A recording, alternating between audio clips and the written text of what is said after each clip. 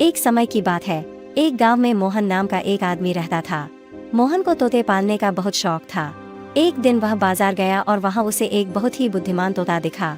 दुकानदार ने बताया कि यह तोता बहुत समझदार है और इंसानों की तरह बोल सकता है। मोहन ने बिना सोचे समझे उस तोते को खरीद लिया और खुशी खुशी घर ले आया। घर पहुंचकर मोहन ने तोते को एक सुंदर सा पिंजरा दिया और उसे खाना पानी दिया।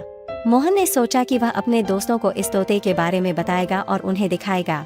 अगले दिन मोहन ने अपने सभी दोस्तों को घर बुलाया और बड़े गर्व से कहा, दोस्तों, देखो मेरे पास एक बहुत ही बुद्धिमान तोता है।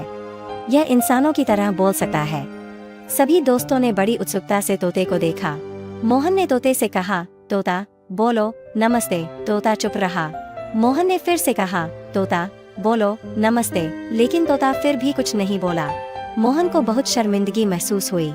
उसके दोस्त हंसने लगे और बोले, मोहन, ये तोता तो बिल्कुल नहीं बोलता, तुमने इसे क्यों खरीदा? मोहन ने सोचा कि शायद तोता नए माहौल में शर्मिंदा हो रहा है।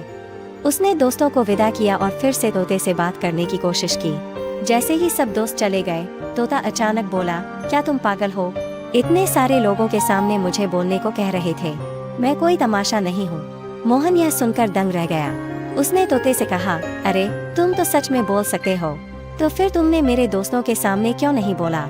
मोहन यह सुनकर दंग रह गया। उसने तोते से कहा, अरे तुम तो सच में बोल सकते हो, तो फिर तुमने मेरे दोस्तों के सामने क्यों नहीं बोला? तोता हंसते हुए बोला, मुझे लगता है कि अगर मैं सबके सामने बोलने लगा तो तुम्हारे सभी दोस्त मुझसे बातें करने आएंगे और मैं चैन से नहीं रह पाऊंगा। मैं तो बुद्धिमान हूँ, लेकिन मुझे भी थोड़ा आराम चाहिए। मोहन यह सुनकर जोर जोर से हंसने लगा और उसे समझ में आ गया कि उसका तोता वाकई बहुत बुद्धिमान है।